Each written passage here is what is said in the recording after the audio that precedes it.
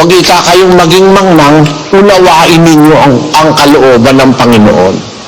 Ngayon, ang mga iglesia, bawat isa nagsasabi, 3:11 ng Mika, Sis Luz. Ang mga pangulo niya ay nagsisihatol dahil sa suhol, at ang mga saserdote niya ay nagtuturo dahil sa upa, at ang mga propeta niya ay nanganghuhula dahil sa salapi. Gayunmay, sila'y sasandal sa Panginoon at magsasabi, hindi baga ang Panginoon ay nasa gitna natin, walang kasama. Yung mga manluloko na namimira lang at nangunguwarta, nagsasabi, hindi baga ang Panginoon ay nasa gitna natin? Kasi pinag-aagawan yan eh. Apo. Ang Iglesia ni Cristo, sabi, nasa kabila si Cristo. Ang Sabadista, ganun din. Ang Saksi ni Jehovah, ganun din. Nasa kabila si Cristo. Pero sa atin, paano natin masasabi, biblically speaking, paano natin matitiyak na ang Kristo ay nasa atin? Basahin na yung sinasabi ng kasulatan, kapatid na Luz, sa 1:24 ng unang Korinto, at saka 30. Ngunit sa kanila na mga tinawag, maging mga Hudyo at mga Griego, si Kristo ang kapangyarihan ng Diyos at ang karunungan ng Diyos. Sa Iglesia ng Diyos na nasa Korinto, sa makatwid bagay sa mga pinapaging banal kay Kristo Jesus na tinawag na mga banal, na kasama ng lahat ng mga nagsisitawag sa bawat dako sa pangalan ng ating Panginoong Hesukristo na kanila at ating Panginoon. Datapwat sa Kanya, kayo'y nangasa kay Kristo Jesus, na sa atin ay ginawang karunungan mula sa Diyos, at katwiran, at kabanalan, at katubusan. 30, napakaliwanag si Jose. Sa Kanya, kayo'y nangasa kay Kristo Jesus, na sa atin ay ginawang karunungan mula sa Diyos. Si Kristong karunungan ng Diyos, nasa mga nakay Kristo Jesus. Sino ba yung mga nakay Kristo Jesus na nasa kanila yung karunungan ng Diyos na Kristo? Sino yung nakay Kristo Jesus? Sa Iglesia ng Diyos na nasa Korinto, sa makatidbagay sa mga pinapaging banal kay Kristo Jesus. Ang mga nakay Kristo Jesus, yung nasa Iglesia ng Diyos, unang-una. Dapat nating maintindihan, ang nakay Kristo Jesus, yung nasa Iglesia ng Diyos. Kasi si Kristo ang pangulo sa Iglesia ng Diyos. Tama ba yan, Sis Luz? Tama po. Tahin mo yung 10:21 ng Hebreo. At yamang may isang dakilang saserdote na pangulo sa bahay ng Diyos. Asan yung dakilang saserdote, Sis Luz? Nasa bahay ng Diyos po.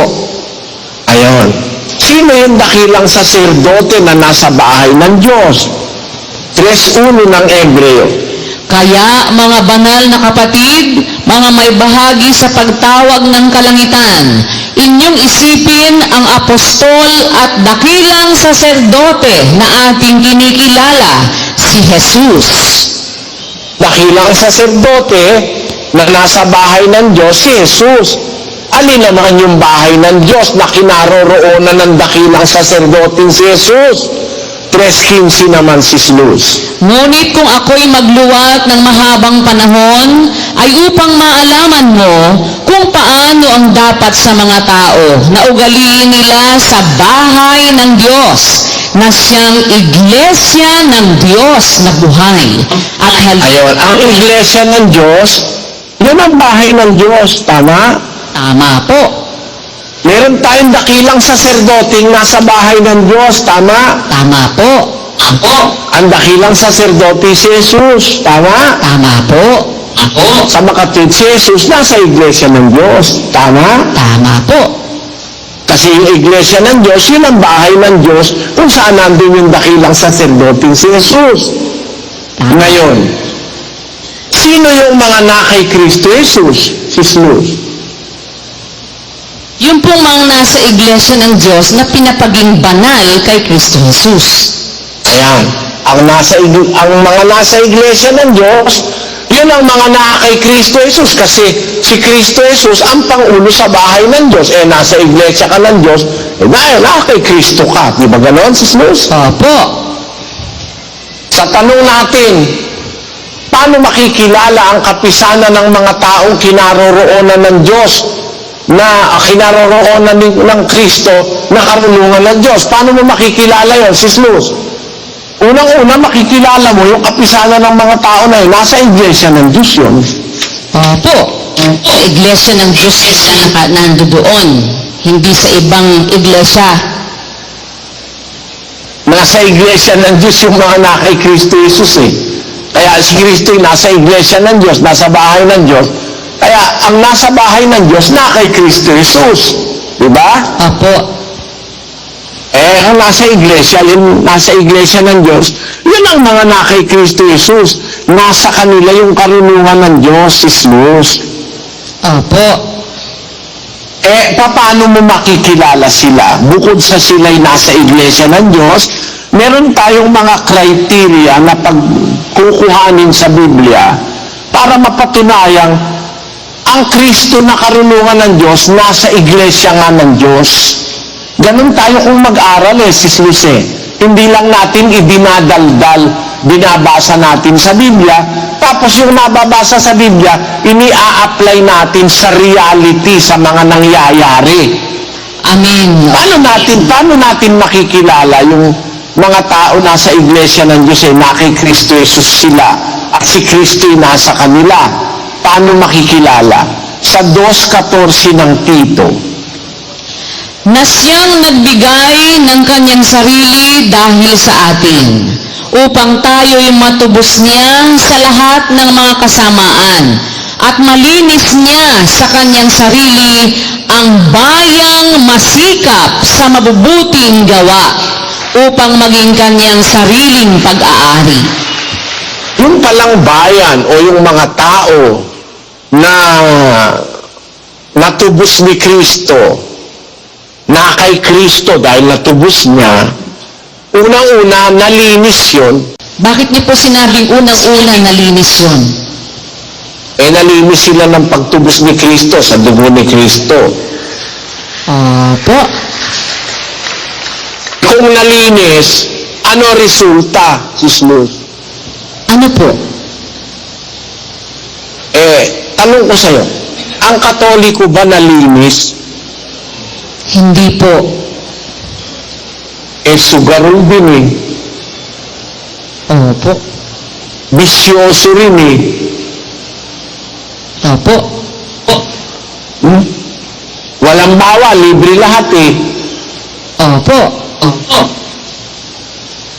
Nakikilala mo, pati negosyo nila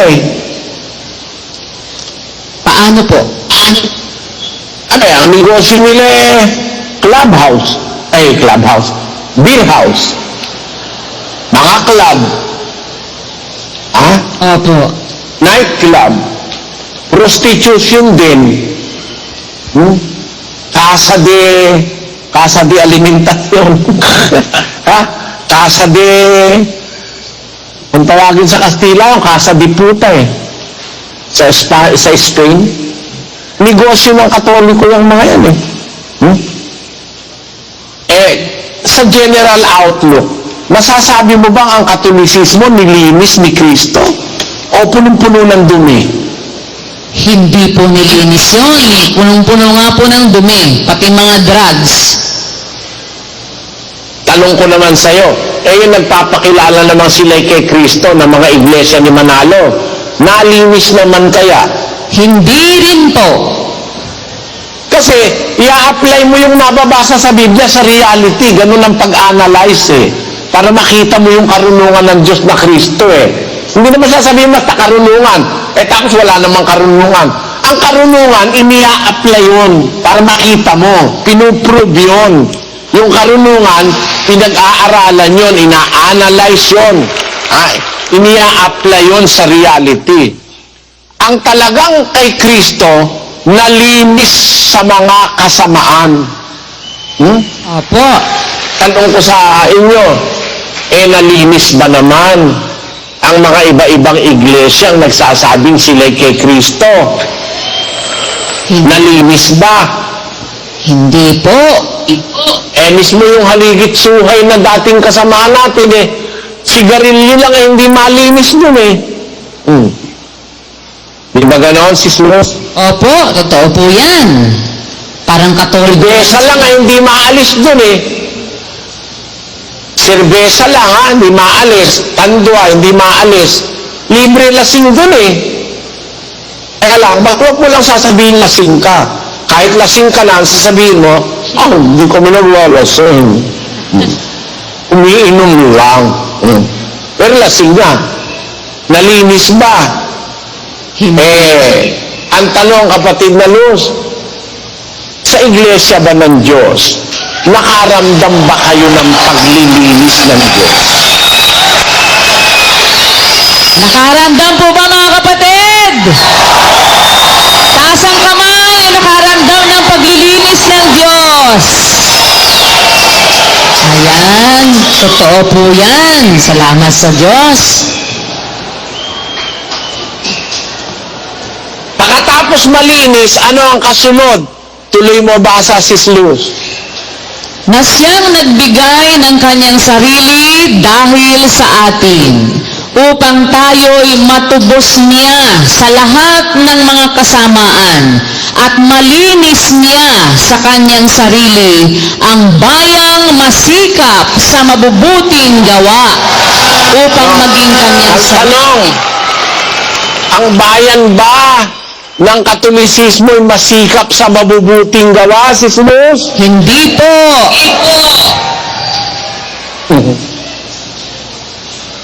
Ang iglesia ba ni Manalo ay masikap sa mabubuting gawa? Hindi po. O masikap sa pagkakampi-kampi hanggang sa pumatay dahil sa pagkakampi-kampi, no? Opo. Kaya, tanungin naman ninyo ang inyong sarili, mga kapatid. Ito bang bayang ito sikap sa mabubuting gawa, mga kapatid? Ano po ang sagot niyo mga kapatid? Masikap ba sa mabubuting gawa? Amen.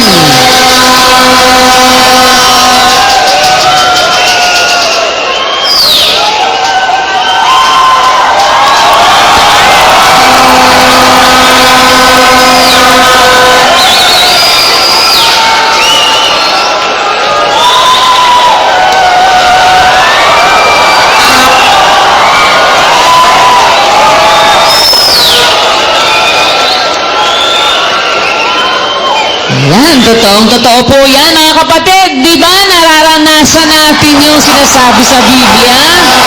Salamat sa Diyos. Yung reality nung nakasulat, makikita pala yon, aktual. Makakakita ka ng bayang masikap sa mabubuting gawa. At yun ang bayang nilinis sa pagtubos ng dugo ng Panginoong Hesukristo. At yun ay nangyari sa atin sa Iglesia ng Diyos. Salamat sa Diyos. Totoo po yan. Napakaraming mga kapatid ang talagang sila sa sarili nila makapagpapatotoo kung ano sila dati, kung gaano sila kasama dati, nung hindi pa sila naaanib sa Iglesia ng Diyos, lahat na, nasa kanila na. Pero, nung naaanib sila na bautismuhan at nilinis sa dugo ng Panginoong Hesukristo, ngayon, napakababait na mga kapatid. Napakababait na mga kapatid.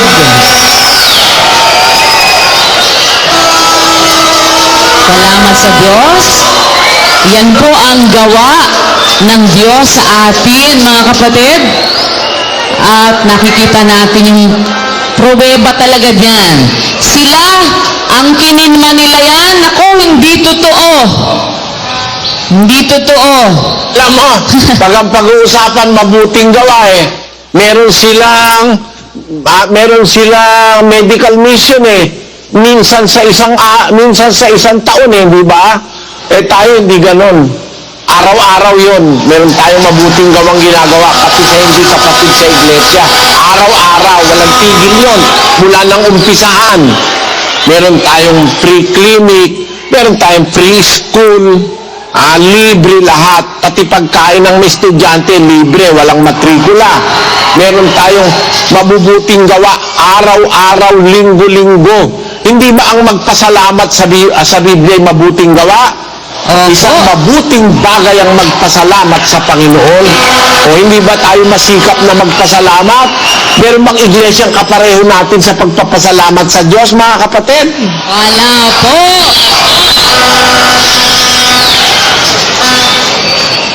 Mga iglesyang kagaya natin, kung ang pagsisikap na maipangaral ang Ebanghelyo, meron bang iglesyang kapareho tayo na nagsisikap na madala ang Ebanghelyo sa lahat ng mga tao kung maaari? Wala pong kapareho talaga natin ngayon. Sila puro. Ang yayaman nga nila, Sislus wala ka man makitang mga leader ng relihiyon dyan na lumilibot para ipangaral ang Ebanghelyo Mga nakakatago lahat at nakakasigurado sa kanilang palasyo Pero para lumitaw sa bayan, yung mga leader nila, hindi mo makita. Minsan sa taon, hindi mo makita Kaya pagka dumating yung leader, naku, ang dami kang sumalubo sa aming papa. Paano yun lang makikita yung papa niyo? Kaya dumami biro mo ba na may 20 taon, hindi mo makita yung leader mo. Hindi mo man lang matanong. Yung bang leader mo, masikap gumawa ng mabuti, naglangangaral ba yun, nakikihalulilo ba sa mga tao? Sige nga, nakikita nyo ba si Manalo, mga kapatid? Na nakikihalulilo sa tao, mga hindi nila miyembro? Kung lumabas man yun, sa mga piling miyembro, makikita. Mismo yung hindi masikap sa mabuting gawa Di ba? Pero sa samahang ito, kayo na ang makakapaghusga nung nakasulat sa Biblia sa nangyayari sa realidad. Nasikap pa tayo sa mabubuting gawa.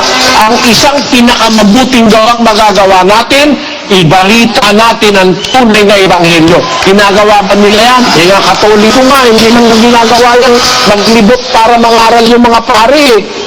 Nakakita na ba kayo ng paring naglibot para mangaral? Wala pong ganon. Yung mga mayayamang mga iglesia sa ating bansa. Kaya lang naman nagpamiyembro yung mga yan sa ibang bansa dahil sa mga Pilipinong nagkaasawa Napunta ng Amerika, nagkamiyembro sa Amerika. Pero hindi yung dahil sa ang pastor talagang nangaral at nakihalubilo sa tao, nagpulong, nangaral ng Ebanghelyo. Pero sa atin, sinisikap natin na magawa yung mabuting gawa. Ang sikreto alam mo, Sislo? Ano po? Kung nagagawa natin yung mabuting gawa, 15 ng buwan. Ako ang puno ng ubas, kayo ang mga sanga. Ang nananatili sa akin at ako'y sa kanya ay siyang nagbubunga ng marami, sapagkat kung kayo'y hiwalay sa akin, ay wala kayong magagawa. Bakit ka nakakagawa? Ba't ka masikap sa mabuting gawa? Ibig sabihin, may Kristo ka. Kasi kung hiwalay kayo sa akin, wala naman kayong magagawa. Di ba? Maliwanag yun, Jesus? Opo, maliwanag po. Kung walang Kristong kasama, wala po talaga tayong magagawa. Kaya kung nakakagawa tayo... Bakit ang mga kapatid, hindi nagsasawang tumulong, Sislo, para ipangaral ang Ebanghelyo? Hindi ba ang mga kapatid na tumutulong masikap sa mabuting gawa? Bakit nila nagagawa? May Kristo ang ibig sabihin, yung kapatid na yun, may Kristo yun. Amen. Kasi akin wala kayong magagawa Nakakapag-abuli ka ba ng sasapat para sa pangangailangan ng gawain kung wala kang kasamang Kristo? Hindi. Yung mangangaral naman, hindi ka rin makapangangaral ng totoo pag wala kang kasamang Kristo kasi ang general truth is, hiwalay sa akin, wala kayong magagawa. Mangangaral, ministro, manggagawa, diakono, diakonesa, pag wala kang Kristo, hindi mo magagawa yung pinagagawa ng Diyos. Pero bakit mayroong isang bayang masikap sa mabubuting gawa? Ibig sabihin, may koneksyon kay Kristo yon. Ako ang puno ng ubas, kayo ang mga sanga. Ang nananatili sa akin na sanga ay nagbubunga ng maraming mabuting gawa. Sapagkat hiwalay sa akin, wala kayong magagawa. O di ba? Kaya nakakagawa. Ibig sabihin, nakakonekta kay Kristo. May Kristong karunungan ng Diyos. Tama, Sis Luz? Tama po. Kayo na ngayon ang humatol sa reality nangyayari, mga kapatid. Bakit ba ngayon alas 9 na ng gabi, nandiyan pa kayo sa atalit?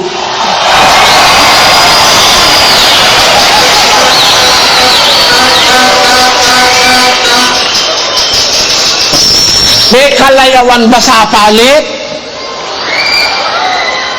Wala nga wala ka man lang di kaya sa laman para pumunta sa palit walang panlaman dyan wala naman dyang mga pasyalan. Pero ba't nandiyan kayo?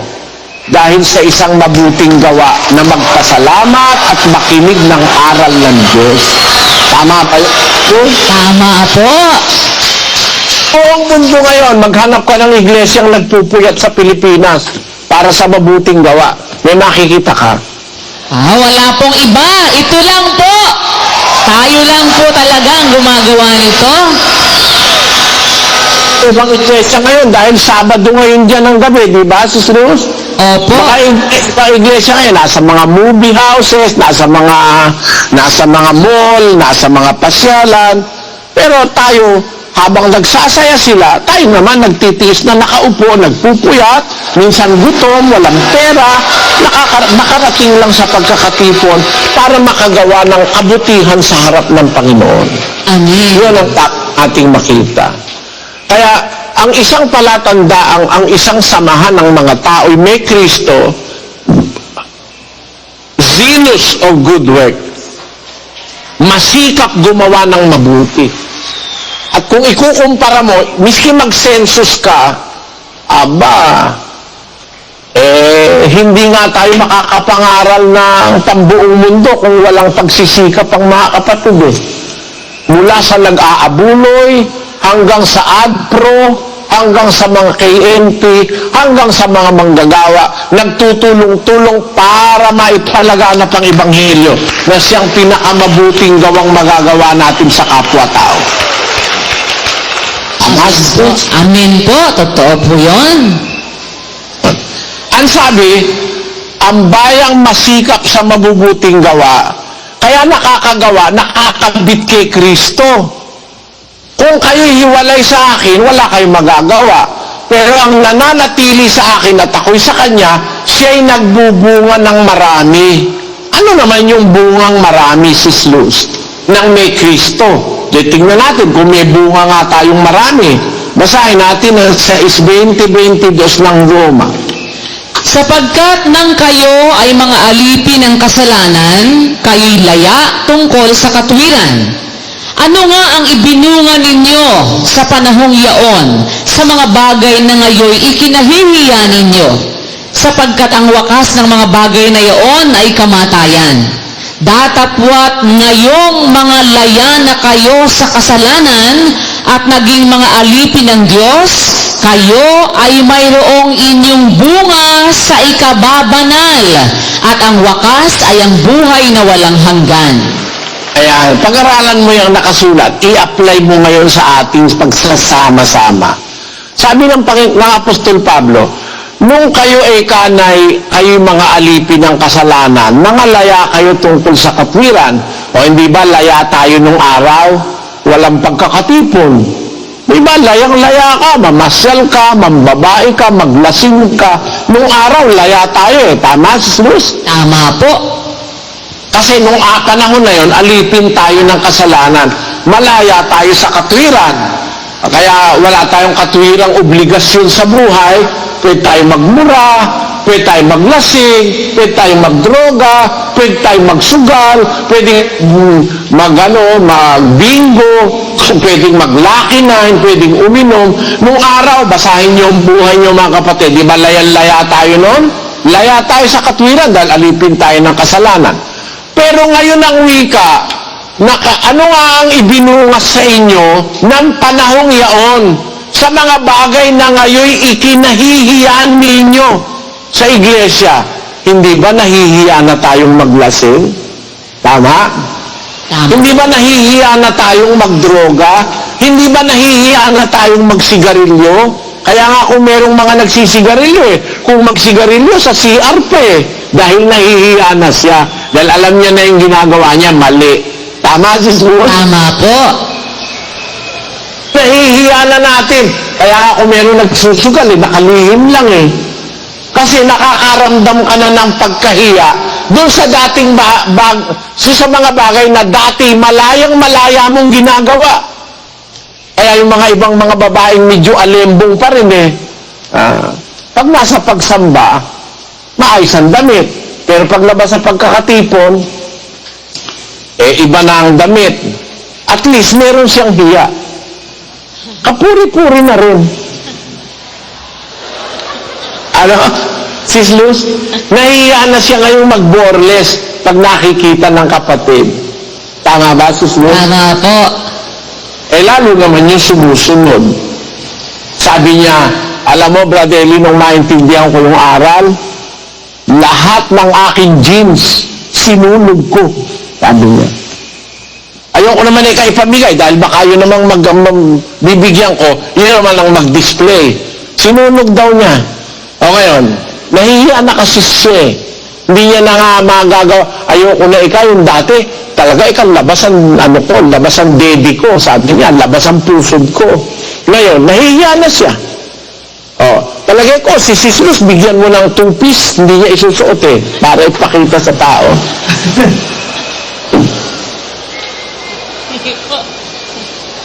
2 pieces, Luz. Para hindi ko po isusuot yan para ipakita. Susuot ko yun, pero papatungan ng damit. Kasi, nung araw kasi hindi pa masyadong walang hiya ang mga babae, di ba? Ngayon, walang hiya na ang marami. Wala nang kahiya-hiya. Sa harap mo, gusto mo maghuhubad siya. Anong pakialam niya sa'yo? Magpiesta mata mo. Ganon. Wala na ngayon. Hindi na sila nahiya. Alam mo, yung bayang masikap sa mabubuting gawa, nagbubunga yun Ang ibinubunga niya ngayon sa buhay niya, ikinahihiya niya na yung dati. Sa 21, ulitin mo, Sis Luz. Ano nga ang ibinunga ninyo sa panahong iyaon sa mga bagay na ngayoy ikinahihiya ninyo, sapagkat ang wakas ng mga bagay na iyaon ay kamatayan. Ang hinahihiya mo na ngayon, magsigarilyo, magbingo, pumila sa loto, ikinahihiya mo na ngayon ng ikaw magsasasali sa jack, sa Lucky Night, nahihiya ka na ngayon na makita ka sa nightclub, sa mga kung ano-anong mga kalayawan, nahihiya ka na. Pero kung meron kayong makitang kapatid, wala pa rin hiya na gawin yung dati niyang ginagawa, walang Kristo yun. Pero pag may Kristo ka na, nakalaya ka na sa kasalanan, naging alipin ka na ng katwiran, ang epekto ngayon sa'yo, ikinahihiya mo na yung dating ginagawa mo. Tanungin nyo ngayon sarili nyo, mga kapatid. Gano'n lang pag-a-analyze para matuto tayo ng karunungan Nahihiya na ba ako ngayon gumawa ng masama? Pag ang sagot nyo oo, yun ang pruebang may Kristo ka na sa buhay, Sis Luz. Amen po.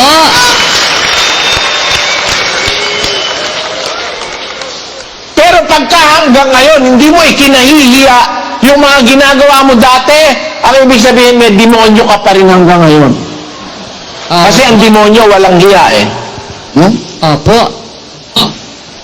Pero kung ikinahihiya mo na yung mga dating bagay na ginagawa mo, nung kasunod nun, kayo ngayon ang ikailayaan na sa kasalanan, naging mga alipin ng Diyos, mayroon kayong inyong bunga sa ikababanal, at ang wakas nito ay ang buhay na walang hanggan.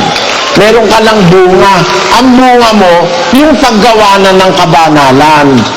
Dumadalo ka na sa pagkakatipon, nakikinig ka na ng aral, marunong ka nang kumanta ng papuri sa Diyos, marunong ka nang mag-isip ng mga bagay na espiritual, mas mahalaga na sa iyo ngayon yung bagay ng Diyos kaysa sa bagay ng tao, mas mahalaga na sa iyo ngayon yung kayamanang pang-espiritu kaysa sa kayamanan sa lupa.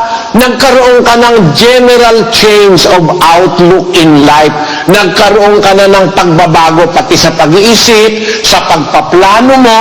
Ang priority mo na lagi kung paano ka makakadalo, pati sa trabaho ang inaano mo na, ang ikinukonsider mo na sa pagtatrabaho, kung paano ka makakadalo sa pasalamat, sa pagkakatipon, hindi ka makaka-absent, kinukonsider mo na yon.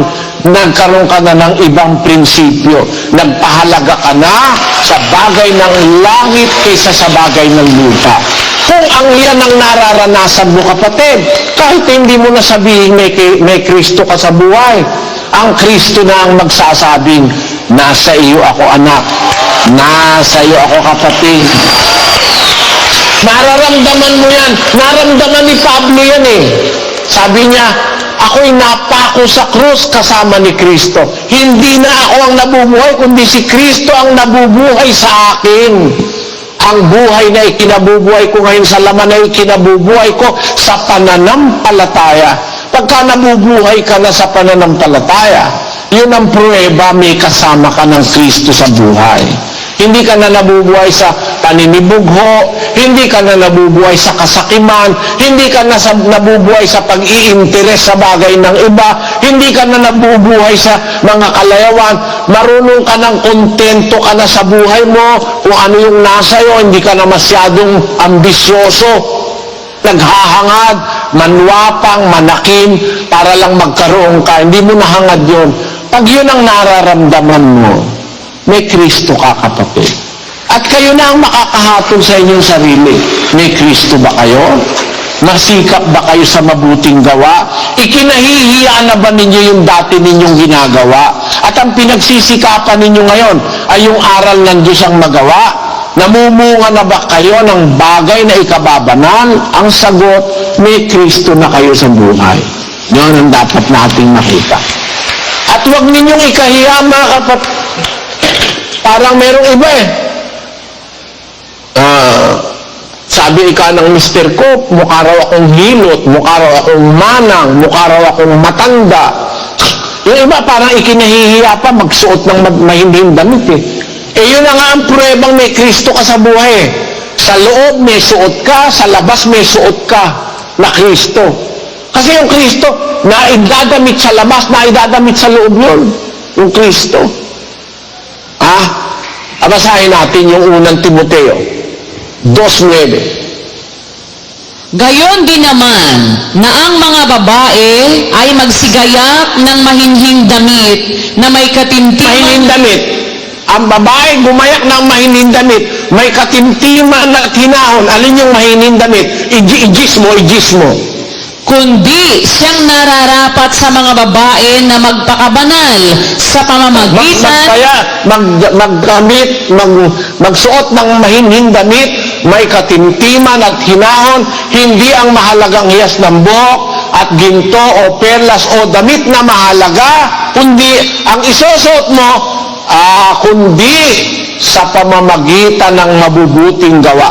Alisin mo lang yung nakalagay sa parenthesis, madidiretsong kahulugan eh.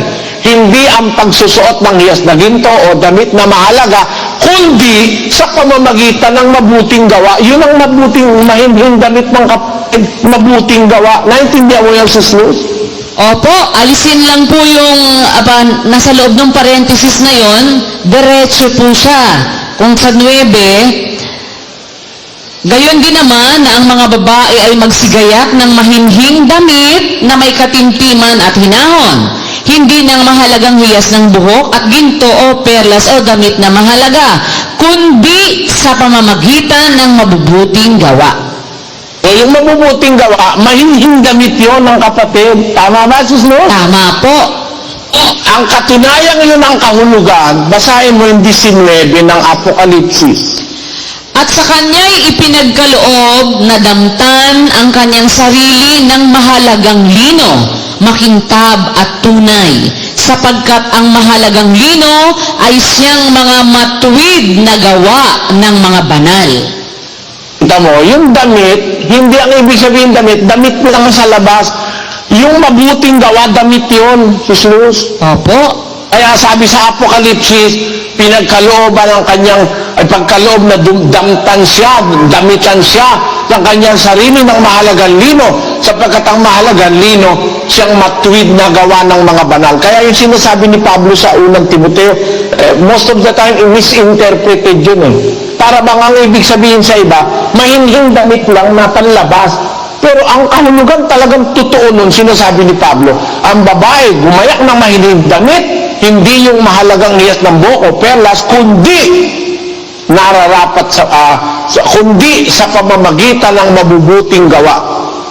Yun ang idadamit mo, mabubuting gawa. Alam mo, yung mabuting gawa, yun ang tunay na damit, si Jesus eh. Opo. At ang hindi natin alam na konsekwensya nun, pag gumagawa ka ng mabuti, dinadamitan mo pati si Kristo. Opo.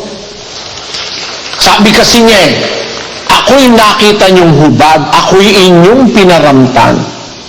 Ginawa ninyo sa isa sa maliliit na kapatid ko ito, sa akin ninyo ginawa. So yung pagpapadamit kay Kristo, paggawa ng mabuti sa kapatid. Kasi yung mabuting gawa, damit yun. Naintindihan mo, Sis Luz? Opo, amen po. Naintindihan po namin. Pag gumawa tayo ng mabuti, dinadamitan natin si Kristo. Kasi yung ginawa nating mabuti, yung gawa na yon, damit po mismo yung mabuting gawa. Na pangdamit, Natutupad yun. Sinabi ni Kristo, natutupad yung, nakita niyo akong hubad, pinaramtan niyo ako. Eh bakit naman siya nahubad? Sabi kasi dun sa 6.4, 6 ng Ebreo, yung mga nakakilala na, tapos humiwalay pa sa Diyos, hindi na maaaring baguhin muli ng pagsisisi. Yamang kanilang ipinapakong muli sa ganang kanilang sarili ang anak ng Diyos. At inilalagay siya sa hayag na kahihiyan. Hinuhubaran nila si Kristo. Tuwing gagawa tayo ng masama, hinuhubaran natin si Kristo. Ngayon, para siya'y maramtan, gumawa tayo ng mabuti. At ang paggawa natin ng mabuti sa kapatid, yon ang pagpapadamit natin kay Kristo. Ako'y nakita niyong hubad, ako'y inyong pinaramtan. Yamang ginawa ninyo sa isa sa mga kapatid ko, sa akin ninyo ginawa. Kaya, kung damitan mo yung kapatid, dinamitan mo si Kristo. Anong damit na pinakamagandang idadamit mo sa kapatid? Gawan mo siya ng mabuti. Kaya, yung mga nakasulat sa Biblia, i-apply mo sa reality eh. Bayan bang masikap sa mabubuting gawa? Ang bayang ito, ang iglesia ba ng Diyos, masikap sa mabubuting gawa? Yun ang lagi kong itinuturo sa inyo, mga kapatid eh. Linggo-linggo ay pinipilit kong sa awa at tulong ng Diyos, yung iniisip ko na kung paano ko bang itatanim sa inyo yung paggawa ng mabuti sa kapatid, sa asawa, sa anak, sa kapwa, pati sa kaaway. Kasi ang Diyos ay mabuti. Kung tayo mga anak ng Diyos, dapat natin gawin lahat ng kabutihang ginagawa ng Diyos. Ang expectation kasi ng Diyos yung ginawa niyang mabuti sa atin, gawin natin sa kapwa, gawin natin sa iba. Pinatawad tayo ng Diyos, magpatawad ka rin. Binigyan ka ng Diyos ng kaloob, magkaloob ka rin. Di ba? Kinaawaan ka ng Diyos, maawa ka rin. Di ba ganoon, mga kapatid? Yun ang prinsipyo ng espiritualidad ng Diyos Bawat gawang mabuting gagawin natin, ililista ng Diyos yan. Hindi niya kakalimutan yan. Maka-re-record lahat yan sa isgis ng Ebreo. sapagkat ang Diyos ay hindi liko upang limutin ang inyong gawa at ang pag-ibig na inyong ipinakita sa kanyang pangalan. Kita mo, ikaw malilimutan mo Ako, yung mga pinautang ko, nakalimutan ko na No? Hindi kasi ako naglalagay, hindi ako nagpapapirma. Yung iba, nagpapautahin ka, papipirmahin ka. Ako, hindi, walang pirma-pirma. Sige, kapatid, bahala na ang konsensya mo.